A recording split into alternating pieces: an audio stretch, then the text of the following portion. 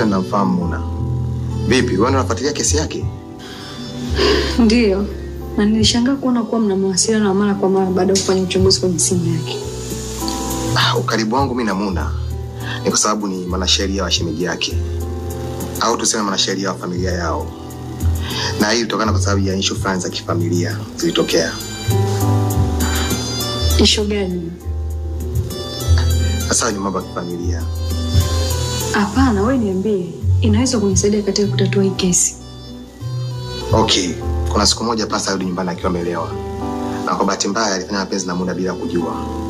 Na hiyo issue ileta mgogoro mkubwa sana kwenye familia yao. Na mpaka kufikia Muna anafariki, alikuwa na ujauzito wa pasa. Kumbe ndivyo ilivyo? Yeah. Lakini hapo kwenye ujauzito nahisi sio kweli. Kwa sababu mwili wa Muna kufanyia uchunguzi, hakuna ripoti yoyote ilirudi kama alikuwa ni mjamzito. What? Seriously? Inamaanisha alikuwa anadanganya? Huenda.